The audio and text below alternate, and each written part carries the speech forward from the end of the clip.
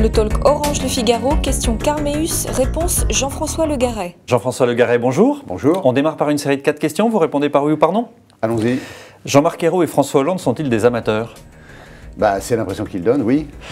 Si la loi sur le mariage homosexuel est votée, est-ce que vous célébrerez des mariages? Oui. La future loi sur le non-cumul des mandats doit-elle concerner les maires d'arrondissement à Paris? Non. La droite peut-elle vraiment reconquérir Paris en 2014?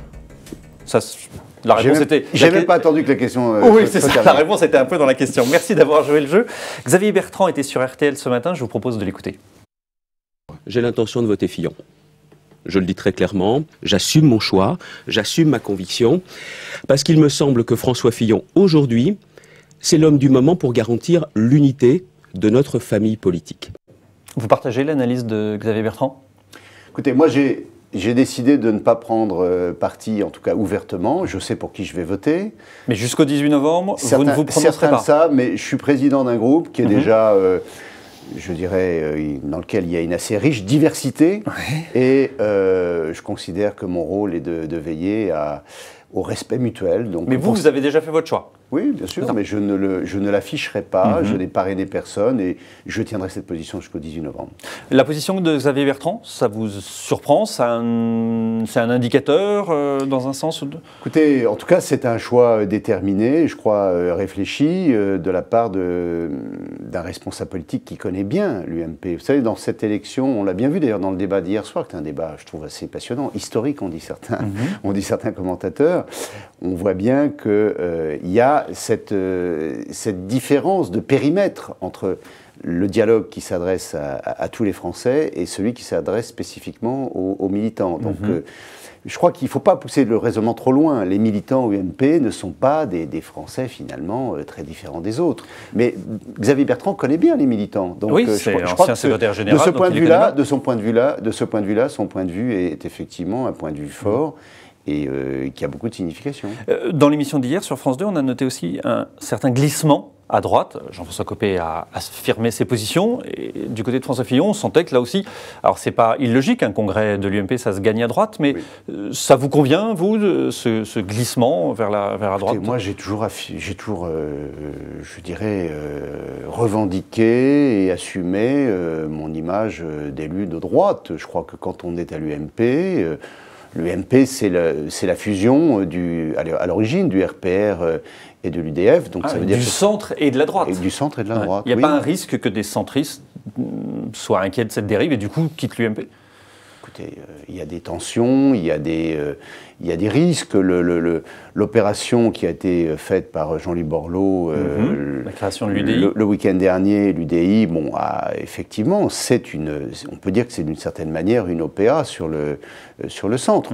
On verra bien si l'opération réussit. Mais Jean-Louis Borloo et les commentateurs ont parlé même de faire renaître l'UDF. Donc, moi, personnellement, je considérais que si c'est vraiment ça l'intention et si ça doit aboutir à cela, c'est un peu dommage au regard de ce qui était la volonté de création de l'UMP. C'est tout ce qu'on peut dire. Alors justement, une des conséquences de la création de l'UDI, première conséquence, c'est le départ de Chantal Jouanneau, élue parisienne, à l'UDI. Comment vous avez réagi?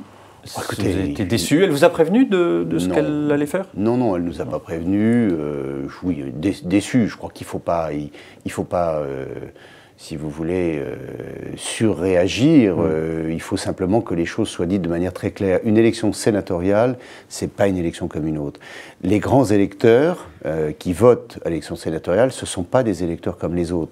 Les grands électeurs, ils ont été désignés par les conseillers de Paris qui ont une étiquette politique. Donc ça veut bien dire que c'est une élection dans laquelle Chantal Jouanneau, qui était tête de liste, a été élue grâce aux voix et grâce à l'action des élus UMP. Donc, elle doit remettre son mandat? Ah oui, en tout cas, c'est la demande que nous lui faisons et c'est la demande que, d'ailleurs, des grands électeurs UMP vont lui adresser. Vous disiez que la droite peut vraiment reconquérir Paris. Qui peut en être le porte-drapeau? Alors, on entend beaucoup, même dans les rangs de l'UMP, dire que Jean-Louis Borloo pourrait être un bon candidat. C'est votre avis aussi? Écoutez, là-dessus, je ne fais que lire avec intérêt les études et les sondages. Ouais. D'après les sondages, le meilleur candidat À droite, c'est François Fillon. Et après François Fillon, c'est Jean-Louis Borloo. Donc prenons-les dans l'ordre. Hier soir, François Fillon n'a pas été très allant sur la candidature à Paris. Oui, mais il n'a renoncé à rien. Je crois que pour l'instant, il dit qu'il faut faire les choses, chaque chose en son temps. Il est candidat à la présidence de l'UMP. D'abord, voyons ce qui se passera le 18 novembre. Et puis ensuite, quel que soit le résultat, je crois que la question de la candidature de François Fillon à la mairie de Paris restera une question posée, qui lui appartient de trancher, et lui seul le fera. Ensuite, comment vous allez préparer la reconquête avant peut-être je pense qu'il faut faire les choses dans l'ordre. Il faut vraiment travailler sur un programme alternatif, un programme de reconquête. Je constate que les Parisiens aujourd'hui manifestent pas mal d'insatisfaction par rapport à ce que Bertrand Delanoë a fait depuis 2001 en matière de circulation, en matière de propreté, en matière de qualité de vie, en matière de fiscalité, en matière de dépenses excessives, en matière de... Donc voilà, ce sont des points sur lesquels il faut qu'on s'adresse aux Parisiens. Il faut que l'on... Il faut tout remettre à plat par rapport au programme qu'il y avait avant. Oui, bien sûr. Il faut tout reprendre. Bien sûr. Les attentes des Parisiens ont beaucoup évolué. Les Parisiens eux-mêmes ont changé. Donc je crois qu'il faut y travailler, apporter une réponse crédible. Ça, c'est le premier point. Le deuxième point, c'est que je pense que cette élection municipale se joue dans les arrondissements. Il y a 20 élections à Paris, il n'y en a pas une seule. Et il faut qu'on mette des candidats vraiment implantés, vraiment crédibles, qui animent des équipes dans chacun de ces arrondissements. Ça me paraît une question très, très importante. Et je vais y travailler avec Philippe Goujon, le président de la fédération, avec tous ceux qui voudront participer à cette stratégie. Et puis enfin, il faudra désigner, bien entendu, un candidat. Il faudra le faire au terme de primaires ouvertes. Donc là, il faut une procédure parfaitement démocratique. Mais vous voyez, je trouve... Primaires ouvertes qui interviendront avant les primaires de l'UMP, donc ça pourrait être un peu le laboratoire. Mais écoutez, on l'a bien vu dans ce débat, qui était un débat de qualité. Je crois que tout le monde l'a salué hier soir. Des primaires ouvertes, c'est pas la bagarre, c'est pas les antagonismes, c'est, je crois, vraiment un débat qui doit être un débat de qualité, au cours duquel on puisse, les militants et tous ceux qui voudront y participer puissent se faire une idée sur les qualités des hommes et des femmes, et surtout puissent confronter des idées, et je crois que c'est un exercice absolument sain, démocratique, et que j'appelle de tous mes voeux. Dernière question, sur Paris, Roxane Decoorte, une des élues parisiennes, a été condamnée. Est-ce qu'il faut là aussi qu'elle démissionne? Est-ce que vous nous demandez qu'elle remette ses mandats? Écoutez, d'abord, Roxane Decoorte, je dirais, a eu une attitude qui n'est pas courante en politique. Elle a reconnu ses torts. C'est assez rare pour mériter d'être signalée. Elle a même plaidé coupable. C'est une affaire dans laquelle personne n'a été lésé. Elle a remboursé toutes les sommes dont l'origine lui a été reprochée. Voilà, je trouve que c'est une affaire dans laquelle personne aujourd'hui n'a été lésé, et elle s'en est expliquée. Bon, écoutez, voilà, c'est la situation. Ceci étant, il y a eu une procédure, elle ne le nie pas, on en tirera toutes les conséquences que l'on voudra bien me demander. Vous savez, moi je suis président d'un groupe, il y a des procédures statutaires. Si quelque élu du groupe que ce soit veut que l'on engage une procédure statutaire, j'ai le devoir de l'engager. Voilà, c'est tout ce que je peux vous dire.